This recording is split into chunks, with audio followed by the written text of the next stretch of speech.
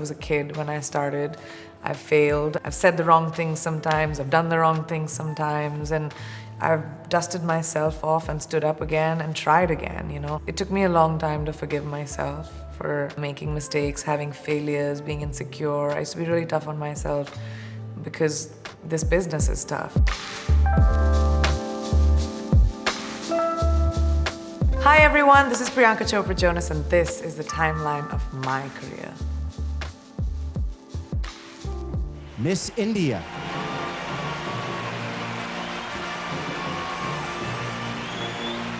I was taking these headshots for a scholarship program for a school in Australia, and the photographer said, you know, you're really pretty, can I take some more pictures? And my teenage vanity was like, yeah, of course. Sure. So he took some portfolio pictures, like mall shots, you know, soft focus with my hand like this, like all of those pictures. My brother had a brilliant idea that if I had to go for a pageant in Mumbai, which was away from our small town, he'd get his room back. And he suggested that to my mom. So I went for the preliminary round with my mom at 17 years old, kind of, you know, walked up the ranks, made it to the finals, went to Mumbai city, took part in the Miss India pageant and won it. And then I was sent for the Miss World pageant, not knowing anything. Suddenly I was, you know, thrown into this world where people knew me. And then I went for Miss World. It was about 97 girls from different parts of the world that year. And we were there in London, and being terrified and competitive at the same time, I kind of put my best foot forward and won that too, and it just changed the trajectory of my career.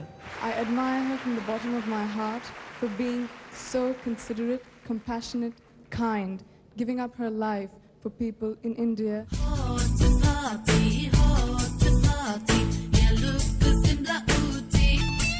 I first came across acting when I was in the States in high school here. I remember Fiddler on the Roof being one of the productions in my high school. I remember being mesmerized. I was like, how does one do that? I just did not know that that kind of grandiosity could be achieved in a moment. Whenever there's somebody who's won a beauty pageant, especially a prestigious pageant like Miss World, Miss Universe, Miss India, it just has been sort of a natural tendency for Bollywood or the Hindi film industry to gravitate towards them. You have producers knocking on your door because you're the it thing, and that's what happened with me. My parents, who were both physicians, had no idea what to do with this attention. So we had a Chopra family conversation like we always did. My dad asked me, what do you want to do? Do you want to try it? And I said, what if I don't? And he said, that's the thing. I don't want you to have a what if in your life. What if 5 years later, you know, you do what you're doing, you go back to college, and you always have this regret at the back of your head of like, what if I did? What if I had tried it? So he said, give it a shot for a year and a half. If you're terrible, you'll still be 19. You can go back to school. So the first few movies that I did was a Tamil movie called Tamizhan, and 2 Hindi movies, Andaz and The Hero. Both of them were touted to be really big movies, and I remember walking on the set not knowing anything and thinking that acting was about the clothes that you wear and the makeup and hair that you get done.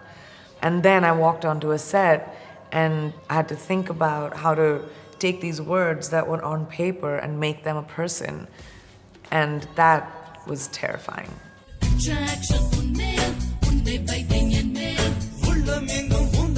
I remember on Tamilian, which was really difficult for me because I did not know Tamil as a language. I was learning it phonetically, memorizing it, understanding the meaning behind it, and then saying my lines. But I loved watching my co-actor Vijay, and he was one of the first few influences in my life. He had tremendous humility on set. Once he came on set, he wouldn't leave set. And that's something I do even now. I very rarely will go back to my trailer in between shots, unless it's a really long time that I have to wait. I'm usually hanging out on set. I like to understand why we're taking different shots. I like to speak to the crew. I like to kind of be in the mix. It's hot, man.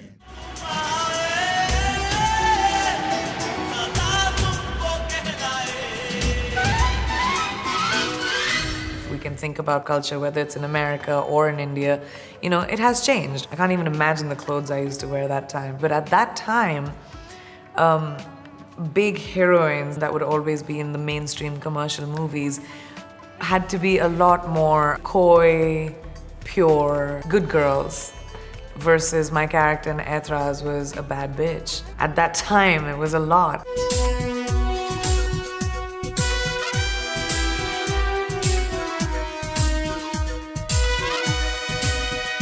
This movie was made by a director duo called Abbas Mastan, who were very well known, very well respected. They were making a remake of Disclosure, Demi Moore's Disclosure. And because my character was a sexual predator and I was 21 or 22, people were like, oh, if you play like such a sexually charged character, I don't know if your audience will be able to see you with that kind of purity and that dream girl who's the good girl, the girl you want to take to your parents basically, versus the one you want to take to your bed.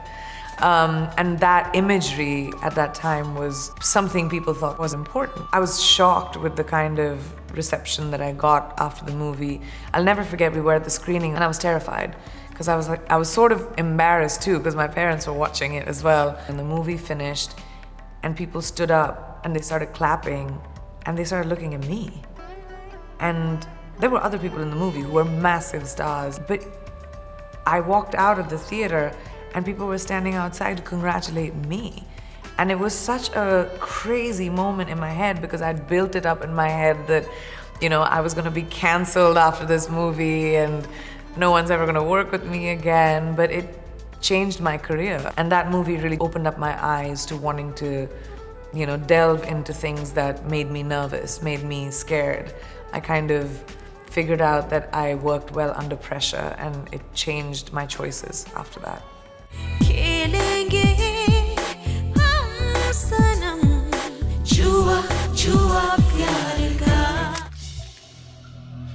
Roma, ये क्या मजाक? ये मजाक नहीं है। तुम पागल हो गई हो क्या?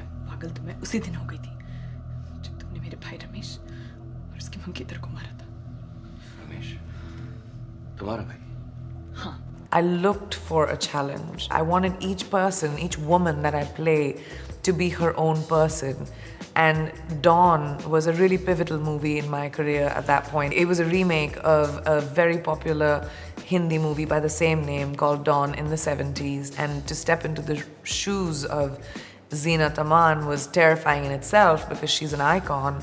But I wanted to bring my own vibe to it. And I remember speaking to my director, Farhan, and he really wanted me to learn Tai Chi and sort of have the body language of a fighter, someone who could, who was confident. And it was one of the first times that I had started doing stunts, not knowing that I'll be doing them for the rest of my life myself. I just took to it. I took to how learning something would change my body language, how learning a new skill would make me different as a character. And then that's something I would continue to do for many, many films after that, whether it was languages, dialects, many different kinds of skill sets that I would learn.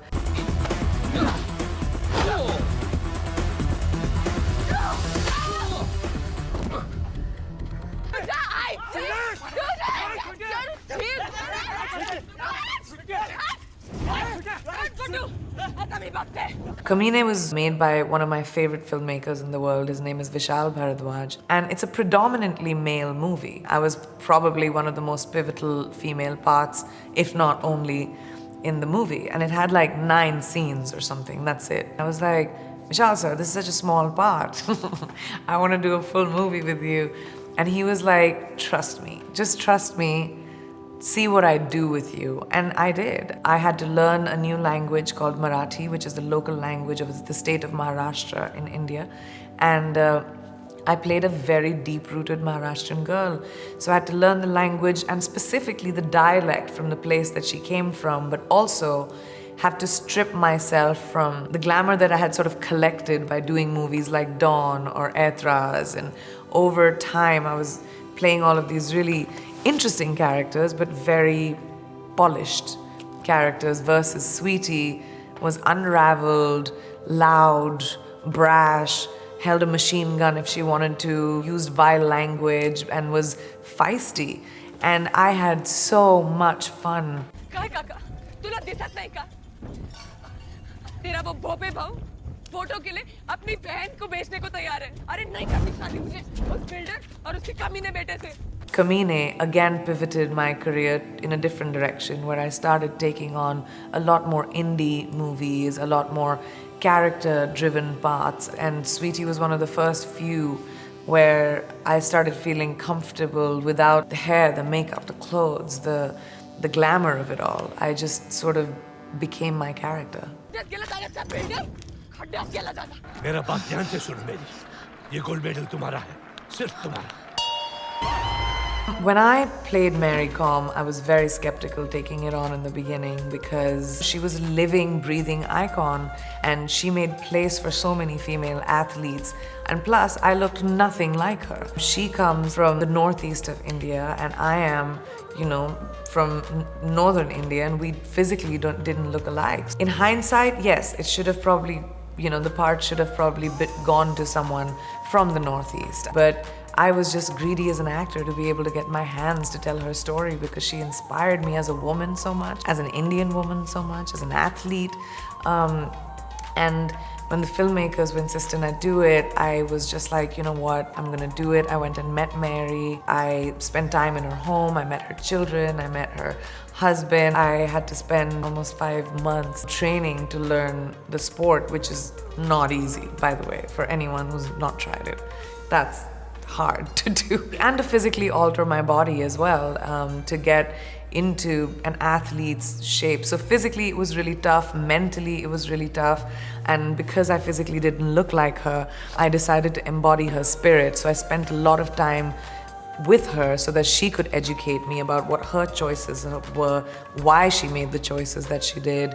And to me it's one of my most special movies that I've ever done because of working so closely with her.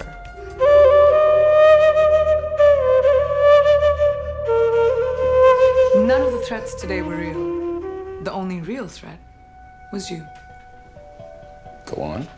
The exercise was built on information provided to us by you. But information is only worth anything if you trust the source that it came from. I'd been acting in the Hindi language for such a long time, and culturally that's very different than speaking in English and acting in English and being someone who's been born and raised in America versus being someone who's been born and raised in India. Those are two different girls. So now I had to quickly understand what that girl was like. Having spent time in the States as a teenager, it wasn't too alien. So I got a dialect coach to work with me for my American accent, and I walked in and I remember holding my breath for a second and being like, oh shit. I went to the bathroom, and this was one of those moments that you would probably see in a romantic comedy, where the actress is like looking at herself in the mirror and saying, you got this. But I swear to God, I did that. I looked at myself in the mirror and I was like, you're like 40 movies old. Your movies, some of them, have like blown up the box office. You kind of know how to do this. And I had to like really tell myself that I know how to do this job. Like, this is what I do. This is like literally my profession. Contained myself, had a sip of water, walked into the room, did the best that I could, got the job.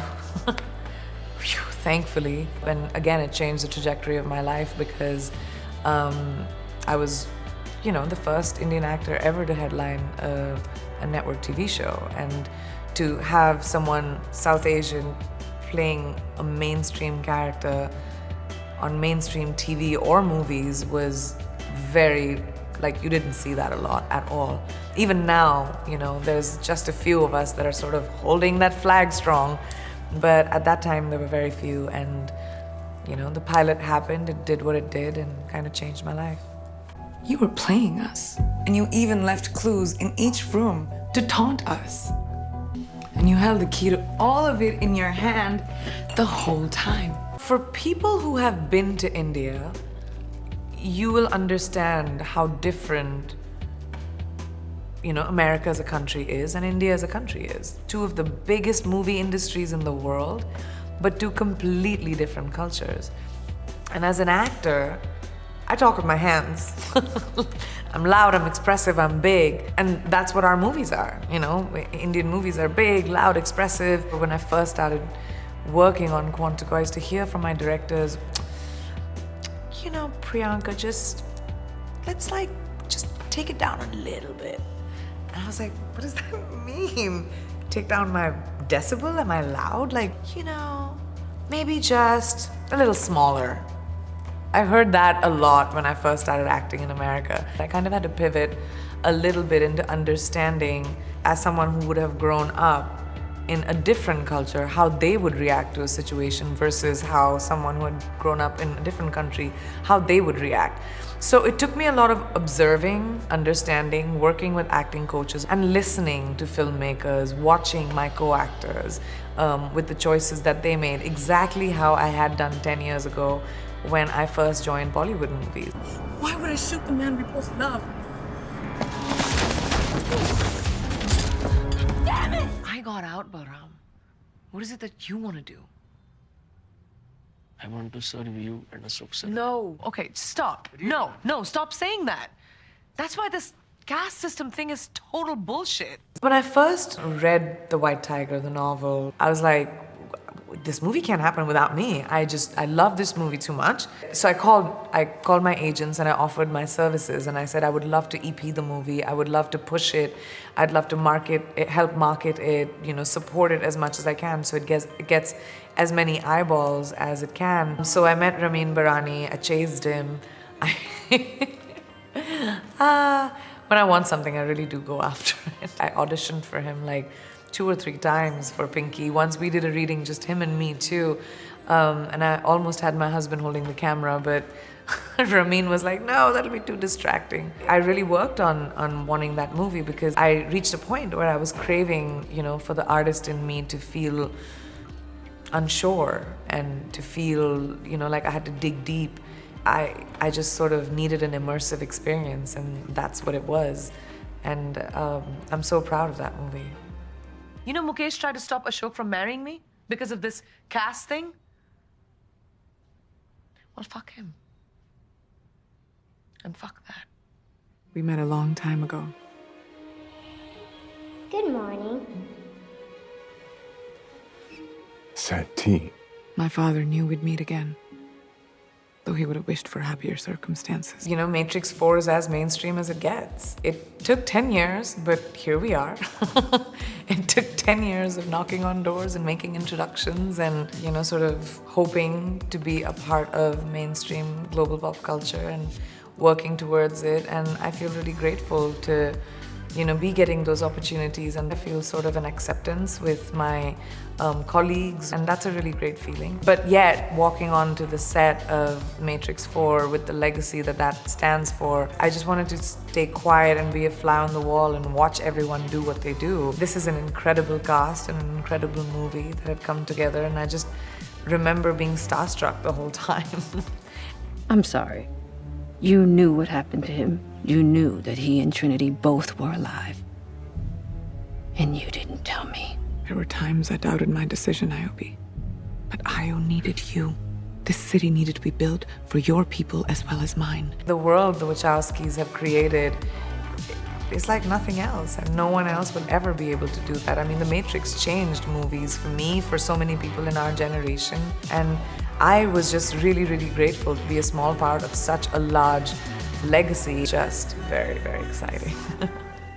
When you become a public person, the court of public opinion is where everything is decided for you. I was okay with that for a very long time. I thought that was part of the job. I thought that, I had to live up to people's expectations, yes, but more than that, to people's opinions. And now on the other side of 35, I realized that was futile, People's opinions don't make your career. What you do between action and cut, that'll make your career. Took me a long time to understand that.